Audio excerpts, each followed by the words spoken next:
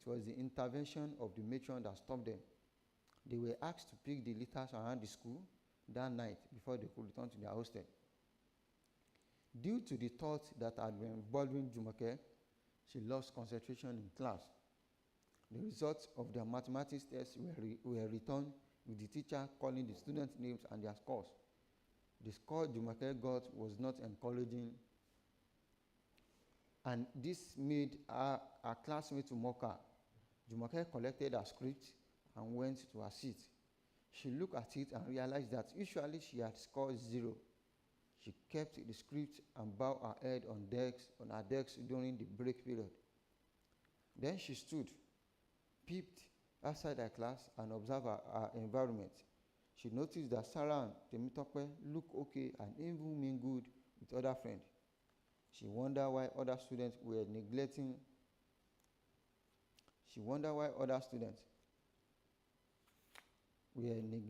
her while hanging out with the main culprit. Soon, she realized it was because Sarah and Temitope had influential parents who made people mingle with them, no matter the bad things they must have done. It was then she realized how stupid she had been all the while, mingling with people who abandoned her like a rag at the end. The authorities, staff, and fellow students knew Jumoke and friends for their bad acts, but the criticism always went to Jumoke.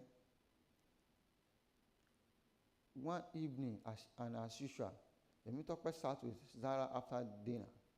Zara brought up the topic of Jumoke. She proposed a plan of luring Jumoke back to them.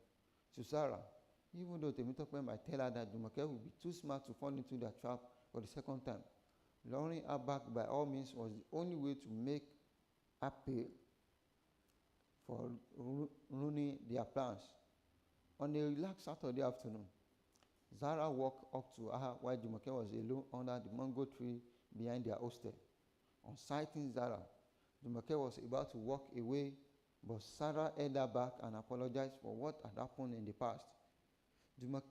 Though Jumoke was stubborn, she was still foolishly taken in after Zara had apologized.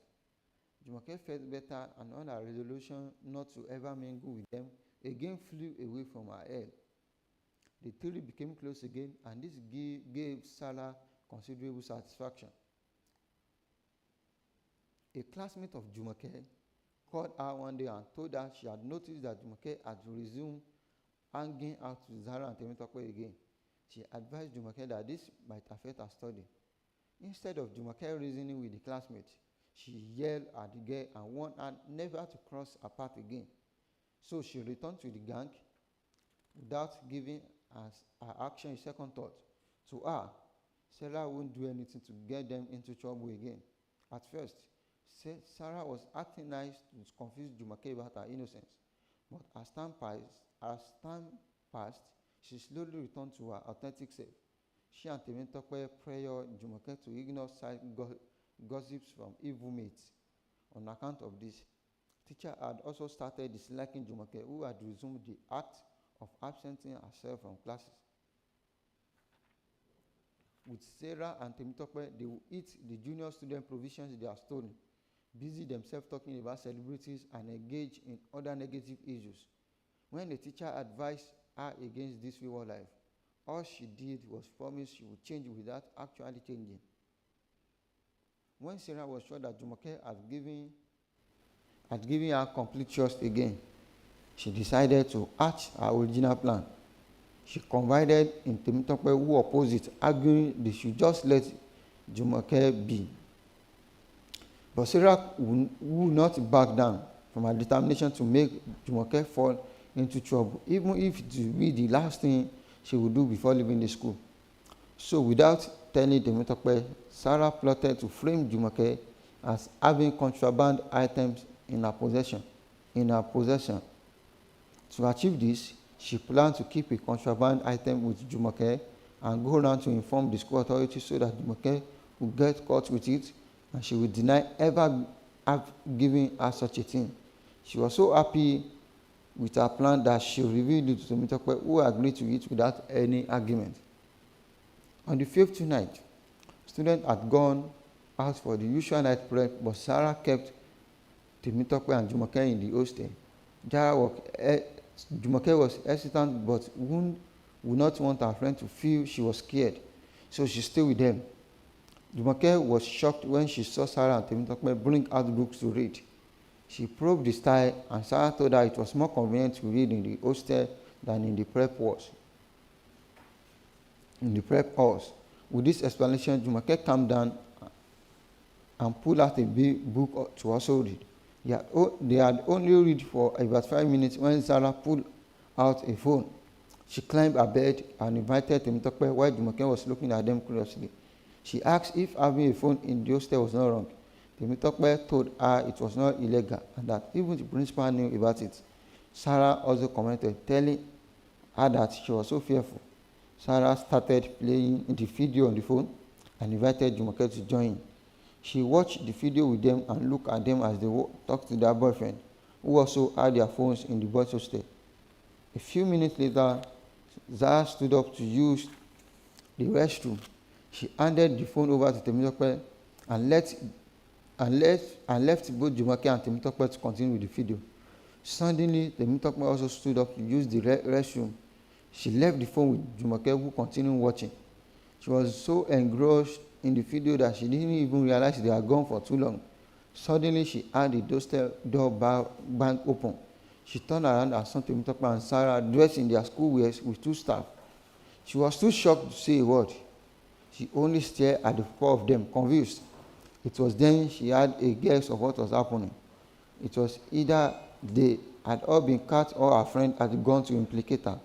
But as soon as one of the soldiers asked what she was doing in the hostel, she realized they had gone to implicate her. The other soldiers noticed the phone in her hand, and before she could hide it, he quickly grabbed it. She was taken out of the hostel while Temitope and Sarah were appreciated for noticing and reporting her absence from the study hall. Jumoke was not given any opportunity to explain herself as she was given a punishment that night. After their night prep, the news spread like wildfire around the hostel that Jumoke was found with a phone which in the school codes was contraband. As Jumoke was serving the punishment, she was wondering how everything happened like a film. Temitope and Sarah were in the room with her. So how did they suddenly return with their school wears when they had left to use the toilet? She also wondered how they left the hostel without her knowing and why they lied to the soldiers. The soldiers allowed her to get to the hostel that night but told her she would continue the punishment the next day. Jumoke had planned to confront Temitope and Sarah, but what she saw surprised her on getting to the room. Temitope and Sarah were met crying. According to them, they were crying because they felt terrible about her condition and because she was their friend. This made Jumoke laugh because their pretense was just intriguing. The other students took it for mockery and accused her of being heartless. Jumoke quietly left them. She slept with her mind settled on the fact that she was being punished for an act she did not commit. Sarah, who was the mastermind of everything, remained indifferent. After the whipping, Jumoke was told to stand in front of the assembly and tell the entire students why she was whipped and why she decided not to change even after the punishment she had received the first time. The only statement she made was, I mingle up with the wrong group. Temitope and Sarah were called out from the crowd. The principal commended them for their changed behavior and for being concerned about their friend, even if she was rebellious about change. Jumoke stood still, observing them as they were seen as the good ones. She felt she might even be seen as a bad person if she could say they were the mastermind of her ordeal. Before returning to her line, Sarah looked at Jumoke and smiled. To Sarah, it was a case of mission accomplished. The assembly was dismissed and Jumoke was sent back to continue her punishment. Later on, they let her go back to class. Chapter 4. Jumoke's Awakening. Jumoke served her punishment, heartbroken and humiliated. She felt the weight of disgrace and shame settle upon her shoulder. As the students passed by, no one was surprised to see her there. The only question they asked was, "You are alone this time?" No one had to tell her how deep the betrayal of Sarah Temitope was. The best friend and the person she had trusted most, Sarah, had not only deceived her but also orchestrated her entire ordeal. Tears streamed down her cheek as she struggled in vain to figure out what she had done to deserve such a betrayal. Her punishment continued for almost 2 weeks. Whenever she came across Sarah and Temitope, they always avoided her like a plague. Jumoke had thought that after the punishment, everything will fade away, but unfortunately it didn't. Her name became a popular slang in the whole school. If a student did something wrong, such was addressed as the Jumoke the follow. So she became the bearer of all bad acts whose popularity in school was not for a good reason. Anywhere she passed, she was the topic of gossip amongst fellow students. This made Jumoke feel so ashamed of herself. One fateful day, Jumoke was in the class absent-minded. The teacher walked up to her and informed her that the principal was calling her. She became scared as she wondered whether she had been framed up again or her mother was already in the school. She slowly stood up and left for the principal's office. When she got there and she didn't see her mother, she heaved a sigh of relief, but still, she could have been implicated again, she feared. "Good morning, sir." Jumoke genuflected before the principal. "Take a seat," the principal said. Jumoke obediently did. There was a moment of silence before the principal opened up. "I have noticed the bad name you have earned for yourself. I'm honestly not happy with it. Jumoke, you could have chosen the right path. You decided to get influenced by a peer group, and now these are the consequences." "I'm sorry, sir." Jumoke apologized, feeling sober. It was a long talk in the principal's office.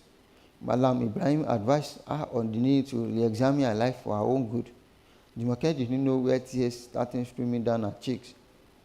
Due to all punishments she was given by Malam Ibrahim, she had developed hatred for him. But she soon realized he was one of the nicest persons she had ever encountered. After the admonition by him, Jumoke learned that betrayal might break trust and that it also had the power to awaken inner strength and resilience. Inspired by the principal's fatherly word, she resolved to try harder and change the negative narrative about her. The determination gripped Jumoke's heart, and she became pleased to have found a positive feeling within herself. With time, her newly found courage and determination seems to be working. However, this was still tested when Temitope and Sarah came again to apologize to her. Jumoke was in the hostel trying to update her notes when Sarah, working with Temitope, stayed while Temitope stayed outside the room. Good afternoon, Jumoke. How are you doing?" Zara greeted. Jumoke ignored her and continued copying her notes. "I know you are really angry, and you have all the right to be. Please, I'm sorry. It was not my idea." Temitope suggested and planned the entire thing. Sarah pleaded, trying to play a saint. "Look, how can you just let me be? The deed is already done, and so you are the consequences. So please, stay away." "Please, Jumoke, I miss our friendship." Sarah persisted with a pitiful look. Jumoke gazed at her, eased, and tried to walk away. "Jumoke, don't be like this. I planned to tell the principal, but it was all a set-up, but Temitope threatened to." Sarah emphasized her plea. "But you stood and watched how I was humiliated in front of the whole school, and you said nothing. Now, you want me to forgive you so easily?" Jumoke retorted. "Please, okay, what do you want me to do?" "I want to mend fences," Sarah insisted. "Oh, okay. Then go and confess to the principal what truly happened," Jumoke demanded. The look she expected from Sarah was exactly the one she got. It was that of uncertainty and reluctance. At that point, Sarah walked out without saying another word. On her way, Temitope accosted her. I saw you talking to Jumoke. What did you tell her? I only went to apologize for what we did. It was wrong. Oh, so you have turned into an angel all of a sudden. Sarah, if you try to tell her anything, I will tell the whole school how you masterminded the whole plot. Temitope won sternly and walked out. Jumoke, eavesdropping the entire conversation from a corner, felt hurt and shocked at Temitope's revelation. This is a lesson for you, Jumoke. Never fall for their tricks again. Jumoke cautioned herself and left the spot. The external examinations for the SS3 students were around the corner. The wise ones were studying very hard, while the foolish ones kept sleeping. Fortunately for Jumoke this time, she was part of the wise ones who were burning the midnight candle.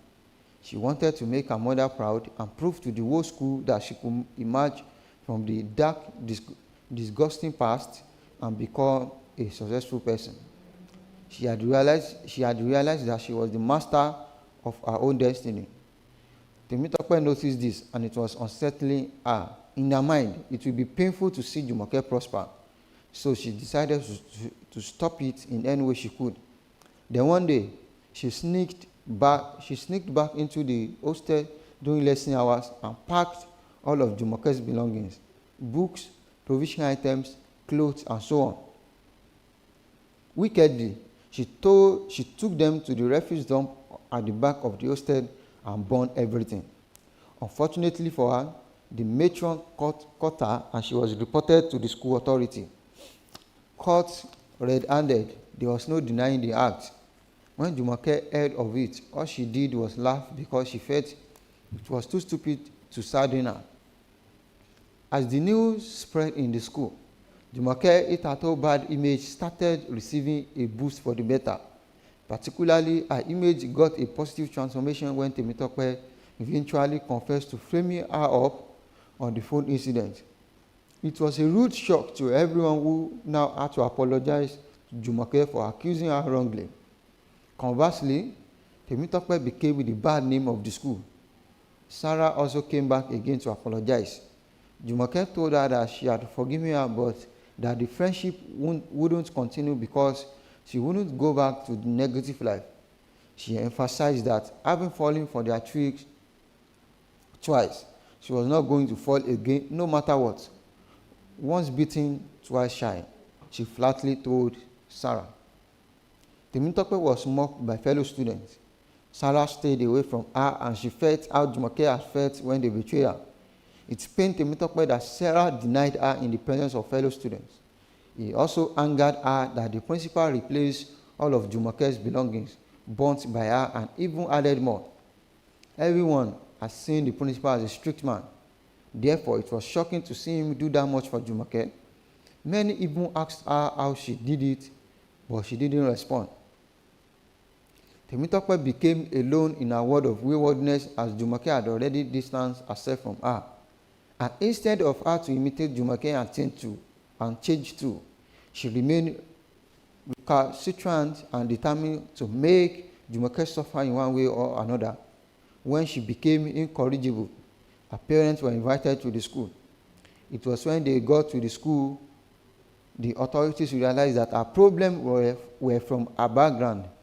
Instead of the parents rebuking her for wrongdoing, they complained to the principal that it was the school foundation that was faulty, and that was why Temitope was behaving negatively.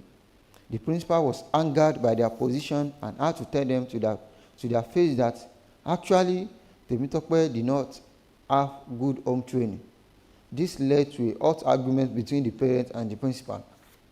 They threatened to sue the school for the maltreatment of their ward. After all the arguments, they left Temitope in the school. The principal looked at Temitope, shook his head, and echoed the saying, "When the head is rotting, the body smells." Somehow, the news about the visit of Temitope's parents spread a wildfire in the school. On it, Temitope students mocked the fellow students mocked Temitope and her family. She was labeled a bad person in the school. On the side of Jumoke, things seems to be going on well. She was always present in class and her studies were going well. Chapter 5. Resilience amidst adversity. Jumoke's journey to self-discovery.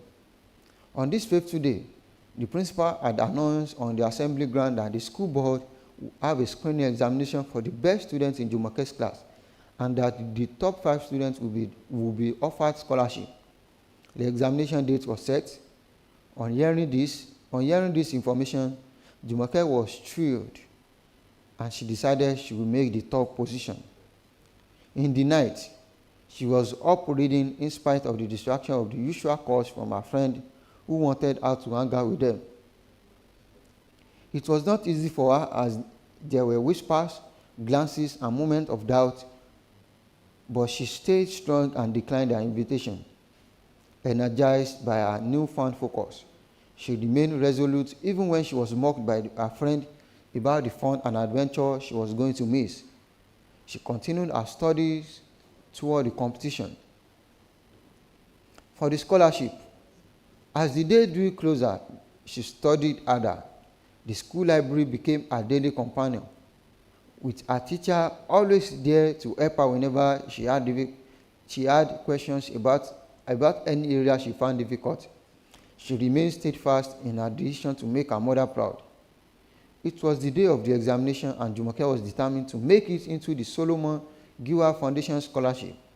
But unknown to her, one of her classmates who was envious of her recent changes and improvements had planned to implicate her during the examination. As the examination started, Mercy folded a piece of paper and placed it close to Jumoke's position. She then raised her hand for the attention of the invigilator. She reported that she saw Jumoke with a piece of paper and pointed to the place the paper was kept. Instantly, the invigilator alerted the principal and Jumoke was disqualified from the examination. Jumoke cried, trying to prove her innocence, but all her pleas fell on deaf ears. The principal was so angry and disappointed at her for her actions. A teacher who had seen and helped Jumoke's study also begged on her behalf, but all to no avail. The teacher, Lady Bisola, then remembered there was a CCTV camera inside the screening hall. She pleaded that they should have a look at it to prove that Jumoke was guilty as claimed. Upon hearing this, Mercy became scared. The principal, after much persuasion, agreed and called Mercy as a witness to go with them to the office. At this point, Mercy knew she was in danger, so she went on her knees, cried and confessed to what she had done and the reason behind her action. Jumoke was shocked to hear all that Mercy had said. The principal apologized to Jumoke and asked her to continue her examination. Mercy was immediately expelled from the school. Soon, the examination was over and they had to wait for the results. A few days later, the results were out and Jumoke was in the 3rd position. She was sad she didn't make the 1st position. However, her spirit was lifted by the encouragement of her favorite teacher, Lady Bisola, that she had won the scholarship after all, a sign that she was on the path to greatness. Talks about the new Jumoke spread around the school like a wildfire. Each time, she reminded herself of why she had lately chosen the path to find happiness and fulfillment on her own terms, with the support of her family, teachers, and newfound friends. Jumoke discovered her talent and the potential she never knew she had. She built genuine connection based on trust and respect, and most importantly, regained a sense of self-worth and confidence. As days turned into weeks, Jumoke found joy in the new activities that aligned with her true interests. She joined school clubs, focused on her study, and spent more time with positive influences that encouraged her growth and development. She grew intellectually and successfully represented the school in many prestigious award-winning competitions. Soon, she was known as a rising star in the school. She became proud of herself and her accomplishments. On a particular visiting day, Mr. Kola, her uncle, who had never visited her in school before, but had heard of her changes and the incredible accomplishments she had attained, decided to pay her a surprise visit. He came with gifts for her and her favorite teacher, Lady Bisola, who had been informing him of his new changes and improvements. That day, Jumoke was shocked to hear that her uncle had come to visit her and that he was waiting at the visitor stand. She ran to the place with tears of joy in her eyes. Uncle Kola wrapped his arm around her. She hugged him back and felt the warmth of his embrace. She was happy she had finally proven to her family she was a changed person. Her uncle on several occasions had advised, warned, and even beaten her to change from her previous way. This new Jumoke had impressed him with the news of her wonderful accomplishments. Uncle Kola was in a hurry to leave, but Jumoke still held on to him, crying and apologizing for her past ways and making promises of a better future. Her uncle assured her that he had forgiven the past long before he came. He told her how proud he was that she had changed and how much he still loved and appreciated her for the sudden change and improvement. Finally, they bid each other goodbye and Jumoke was happy for the pleasant meeting. Jumoke continued to be a bright, hardworking, and determined girl. She had believed the saying that true strength comes from staying true to oneself, even when faced with adversity. Thus, without resting on her horse, she looked towards the future with optimism and determination. She had found her path and direction in life, and she is at peace with herself and the entire school community. She had also earned the respect of students and staff who used to see her as a non-entity. The principal now addressed her as my favorite, not Jumoke the follow any longer. As soon as the principal received the scholarship forms for the senior schools category, he called Jumoke into his office and informed her to get ready as a representative of the school. My favorite, the principal addressed Jumoke and ushered her onto the seat in front of him. We are going to represent our school in the forthcoming scholarship examination that will take place at the University of Ibadan next week. Mr. Ademola will coach you in mathematics, while Mr. Josiah will guide you in English, the principal said. Jumoke listened to the principal news with mixed feelings. On one hand, she was happy that she had an opportunity and an enabling environment to transform her destiny. On the other hand, she doubted her ability to win the scholarship. You don't have to develop cold feet, Jumoke, the principal encouraged her. It was as if he had accessed her inner thoughts. I'm quite sure you have all it takes to win the scholarship, he added. The scholarship would offer Jumoke a tuition-free schooling at one of the best universities in the world. If she emerged the winner, she will have to choose either Oxford University, London, or Harvard University, USA. Jumoke, the principal, resumed as he held her hands. Though the examinations are difficult and demand a lot of studying, if you make up your mind to follow the coaching of your teachers, I'm sure you will not only earn an overseas scholarship, it will also enhance our school's ranking and prestige. Jumoke thanked the principals on her knees for his kind and assuring words and for believing in her ability to represent the school. I assure you, Jumoke said as she moved toward the door, I will put in all my ability and by God's grace. Thank you, Jumoke, the principal said, patting her. The 1 month training in preparation for the main scholarship examination almost transformed her. She spent much of her time in the school library, studying in preparation for the task ahead. She only spent 4 hours to sleep. She would always recall the words of her coach, Mr. Ademola, without pain, there will be no gain. Jumoke lived up to her promise to work hard and make the school proud. However, she did not imagine that she could win the first position out of the 15 outstanding schools in the competition. When the results came out, after 3 weeks of the examination, The principal broke the news halfway on the assembly ground and asked Mr. Joshua, the vice principal academics, to disclose the result. Jumoke tried to read the result, but the principal countenance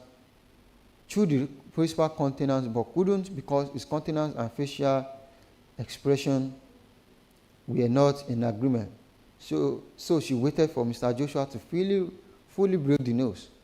Out of 15 schools in the whole country that sat the 2024 scholarship examinations, DSS Bala, which Jumoke Adejuma represented, the VP held his breath as the entire school became quiet. Even the movement of an ant could be heard. Then it resumed. The national daily publication of July 10th announced that GSS Bala, our school, was able to secure the first position.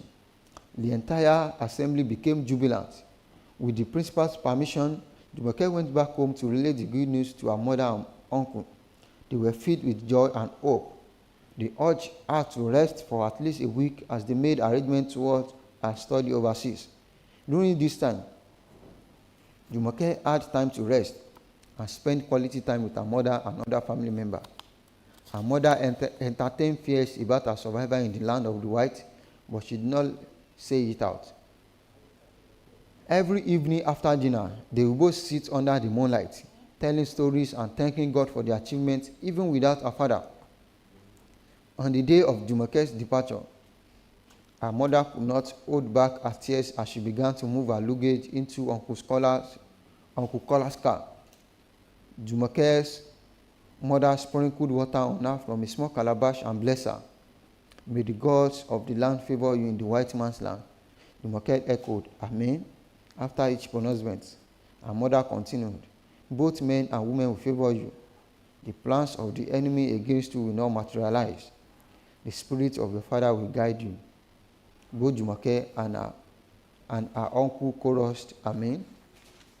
Chapter 6, Triumph and Joy, Jumoke's victorious celebration. It was a new dawn for the people of Aleke community.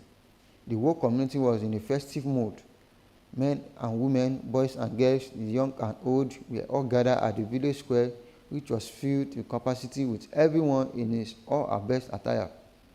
The people were excited to welcome not just their first child, who had traveled overseas for study and was back, but also the first woman, who, according to many, defied custom and tradition to reach a height no man dead or alive in the history of Aleke had reached. The women group, known as the Aleke Women of Substance, was rehearsing backstage, waiting for the start of the occasion. The aged men and women who all came with their seats had their eyes fixed at the center of the stage, not only to watch the dancer display the best of their dancing skills, but also to see how Jumoke looked after a long stay in the white man's land.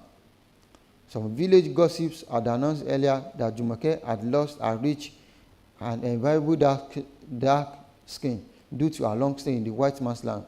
They also added that she also spoke through her nose like the white people. The middle-aged woman who was selected to cook had almost fought over the type of food to prepare. Many argued and suggested that not amala nor ewedu but rice with stew should be prepared.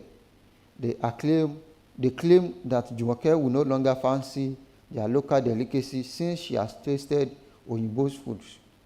The village guards announced the arrival of Jumoke with gunshots, and everyone started struggling to catch a glimpse of the fast approaching vehicle that brought their daughter. As Jumoke alighted from the car, many women hurried to spread their wrappers on the bare ground to usher her to a seat on the roof-raised platform. As Jumoke took her seat, many looked at her with mixed feelings. A woman who was Jumoke's secondary school classmate could not hide her disappointment. She tapped the woman next to her and whispered. She did not change. She adjusted the baby on her back and continued. She is still as dark and slim. She looked at the other woman to get her into the gossip but was disappointed. Sarah began to reflect on her own life and how she had tried to destroy Jumoke's future, especially now that Jumoke was being celebrated as the most successful ex-student of GSS Bada. The dance session was quiet, entertaining, but brief. It was spiced up with songs composed to align with momentous occasion. The songs were now new but recasted to celebrate Jumoke, a role model and a beacon of hope, who has significantly shaped our people's worldview.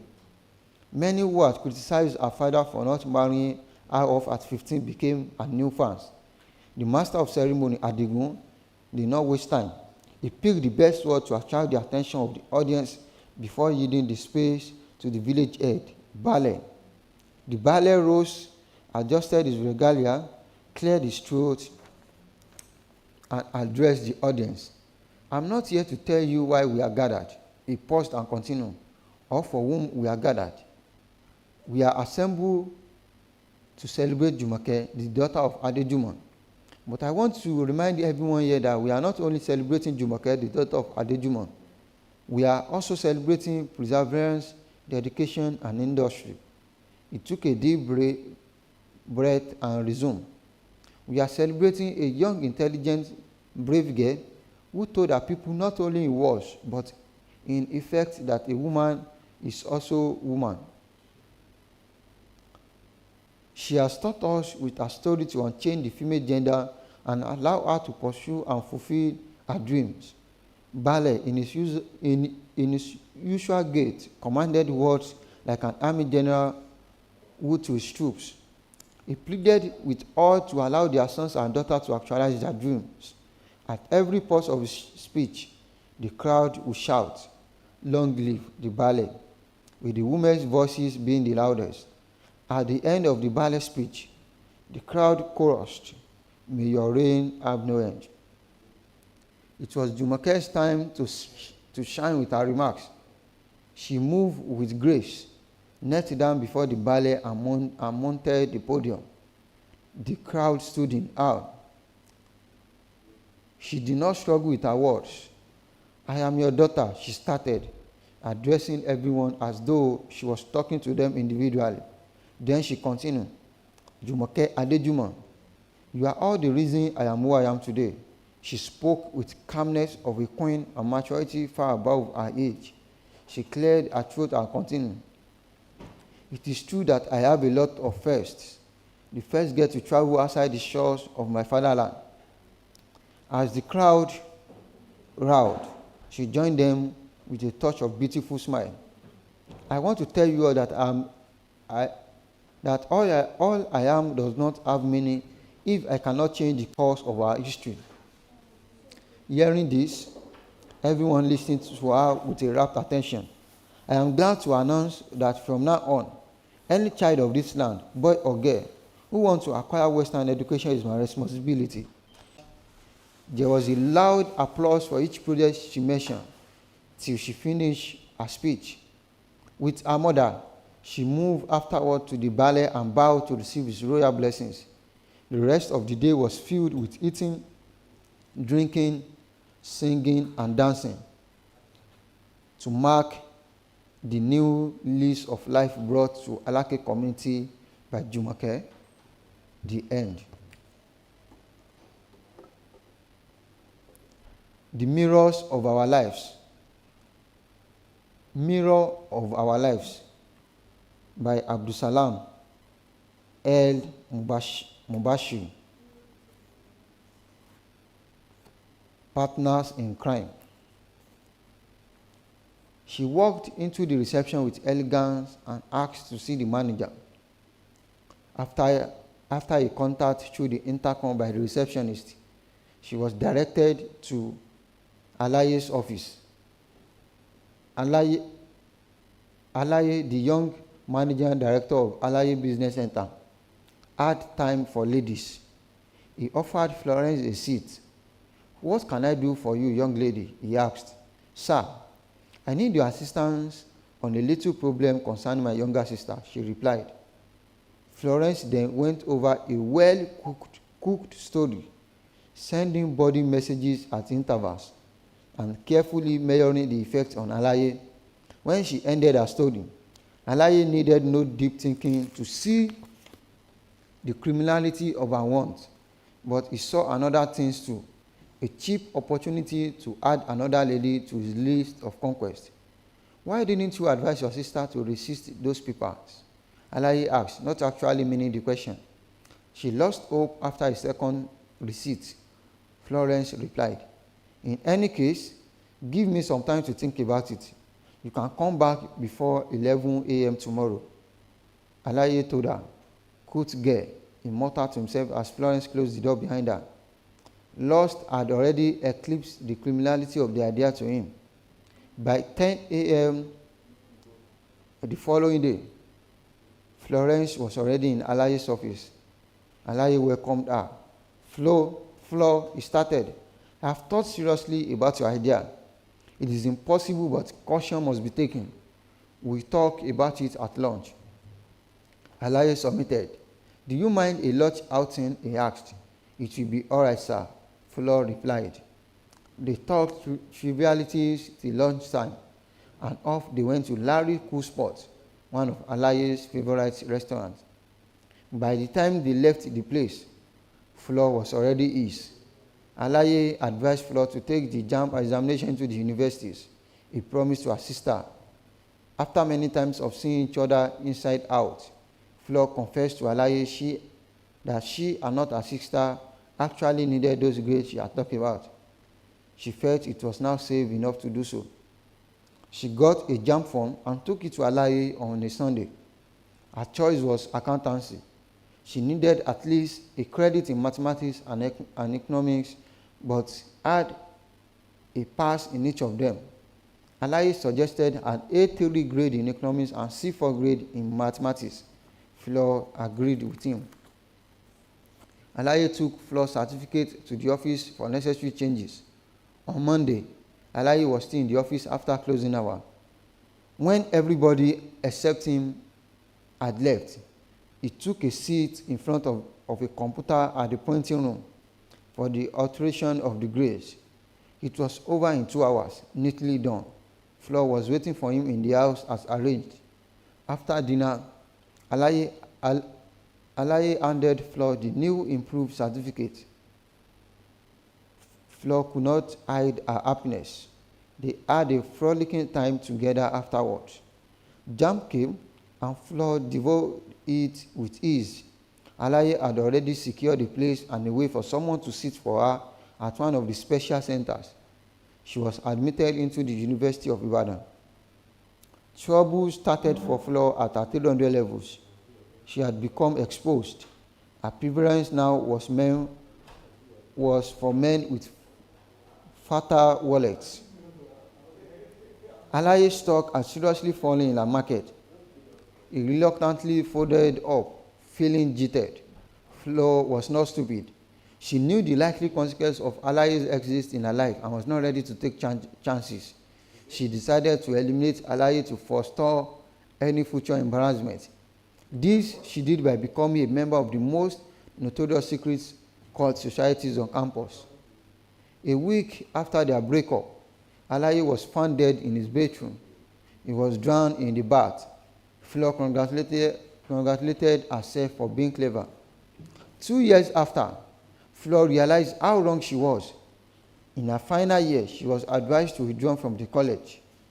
Her inquiry from the head of the department revealed that the department had long received a letter alleging Flo of riding on a fraudulent certificate.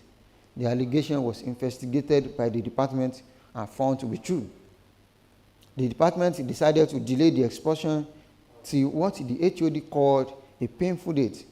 In fact, Flo learned that Alaye sent the letter to the department 2 days before his demise. Flo was expelled from the college to face an empty life. A trial may consume you. It was Saturday evening in the cosmopolitan city of Lagos. Jide left his home at Surulere for a game of tennis at the club. Jide, a senior staff of Fidelity Merchant Bank, was in his early 40s. He's also a member of the Yoruba Tennis Club. It had been a routine to release some pressure on weekend by having a game of tennis at the club, or simply go for a swim after the hustle and bustle of the weekday. This weekend, he bade his wife and 2 children goodbye with a promise to be back after very soon. "Let me come with you, Daddy," said Titilope, his eldest daughter. "No, I'm going to be back very soon, I promise. Just want to have a game or two," Jide replied. "Get ready for a revenge for last week's game when I come back," he added, referring to a computer game he had with his daughter, which she won. He left the house in his newly acquired automobile Nissan Coupe. As he was about turning to Western Avenue from Surulere Road, he saw a lady standing by the roadside. She was fretting in anybody's language. Jide had been loyal to his marital vow. He knew too well what fooling around could do to a happy home, and therefore maintained high fidelity. But that evening, he was tempted. He decided to take a trial. He pulled over the car beside the girl. "Hi," he said, beckoning to the lady. "Something tell me we are going in the same direction," he added. The girl moved to the other door and looked inside at Jide. "I think you should be inside this car and not beside that pole," Jide teased. The girl entered without hesitation. Jide drove off. "This pretty face should have a name," Jide said. "Angela," said the girl with a smile. The name fits, sounded like a shortened form of Angel Eyes. "I am going to Yoruba Tennis Club beside Onikan Stadium," Jide said. "Are you going that far?" he asked. I'm actually going to Ikoyi," she lied. "But you can drop me at Obalende so as not to stress you unnecessarily," she added. "I think it is better we go through 3rd Mainland Bridge since I'm coming down at Obalende," Angela opined. "I think going through CMS is shorter and better. Besides, it will be free of heavy traffic. Remember, it is Saturday," Jide countered. "But I will still prefer us taking 3rd Mainland Bridge. Remember, it is a woman's world," Angela said. An idea struck Jide as Angela finished her statement. Going through 3rd Mainland will give him more time to chat Angela up. "All right, your wish is my command." Jide surrendered. He turned off Western Avenue to Apapa Road at Costain. From there, through Onyigbo to 3rd Mainland Bridge. "What are you into presently, Angela?" Jide asked. "I'm a student of the University of Delta. I'm here to collect more pocket money for my upkeep. You know it is not easy on campus nowadays," Angela replied. She pulled down the inside mirror to check her face. She took her bag afterward, pretending as if she wanted to take out some cosmetic or a makeup kit. While she was doing this, Jide was looking inside the box for a CD containing a selection of songs to show Angela how current he was. He found one, put it into the car inbuilt CD player, and adjusted the equalizer. Before the music started playing, he decided to ask Angela another question. The rest of the question died in his mouth. Jide almost lost control of the car at what he saw. A pistol was pointing at his ribs. "Stop the car," Angela ordered with a voice Jide could not believe came from her. He looked from the gun to Angela. "Stop the car." "I said stop the car." Angela backed, sending terror into him. Jide hurriedly stopped at a lay-by. "Now get off the car." She backed again, covering Jide with the gun. Jide got off the car and Angela moved behind the wheel. The girl still pointing at Jide. "Close your eyes," she shouted. Jide's eyes were firmly shut before she finished. "Don't try anything stupid. I won't hesitate to feed you to the Marines," she threatened. She started the car and sped off. After about 10 minutes, that seems 10 hours, Jide summoned courage and opened his eyes. His car was gone. He turned around to his right and left. The road stretched to infinity. Cars were moving at sonic speed and the bridge was vibrating under his feet. Jide was confused. There was no one in sight, only moving cars and water. He started waving down cars for a free ride, but it was futile. Night was falling and Jide could not imagine himself alone in this place. At night, he began to trek. The club was about 7 kilometers away. He got there after about 2 hours walk. The time was few minutes past 9 p.m. He headed straight to the bar, hoping to meet some friend. He was lucky.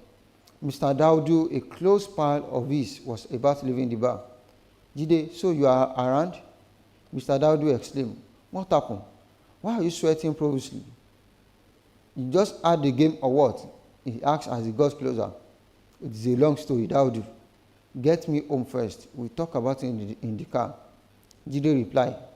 Jide told the story to Daudu. But I dare not tell my wife this, Daudu. Jide said. This is why people are very reluctant to help nowadays, said Dr. Daudu. Well, thank God for your life, he added. They got to Jide's house after about 15 minutes drive. His wife, who had become apprehensive about this unusual lateness, was on her way down as she saw a car headlight approaching the gate. She disappointed to find a Mercedes-Benz car instead of the Nissan Coupe. It is me, Mama Titi, Jide called from inside the car. She quickly opened the gate and Daudu drove to the front door. Jide came down, entered the sitting room and dropped on the sofa. Shade entered, looking worried. What is the problem, Baba Titi? She asked. He was robbed on the way to the club. The car was taken. Daudu answered. But is he all right?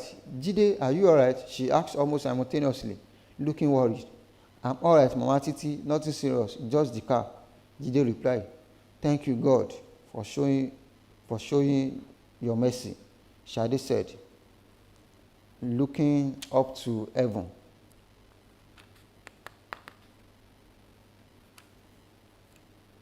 Shade said, looking up to heaven, come and have a cold shower. Come and have a cold shower, she said as she was helping Jide up from the sofa. Doctor, we are very grateful, said Shade to Dr. Daudu. Dr. Daudu expressed his sympathy and left. Jide was happy at the way it all ended. This was one secret he wished would remain a secret forever, but also a secret that would continue to bite at his conscience for as long as it remained a secret. Poor Amina. In Kwanga, a remote village in northern Nigeria, lived Amina, a beautiful little girl. She lived with her parents and her 4-year-old brother, Aminu. Her father, Malam Danladi, was a farmer with a lean herd of cattle, but lived happily with his wife, Ajia Lemu, and their 2 children. Amina's aunt, Ajia Alima, lived in Kano. She paid her sister regular visits in the village.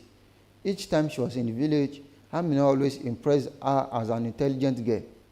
Ajia Alima perceived a brighter future for Amina in the city where she could be educated rather than being confined in a village where government had not deemed fit to build school. She discussed this with her parents and they consented. Amina was taken to Kano. She was enrolled at Rema Primary School, and her excellent academic performance made Ajia Alima proud. Amina was in her 2nd year in school when one Sunday morning, her mother came to Kano and informed Ajia Alima that Amina was to be taken back to the village at the behest of her father.